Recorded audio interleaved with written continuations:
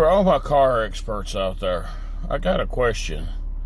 What would make this sound? This morning my motor was making this sound when I started it up.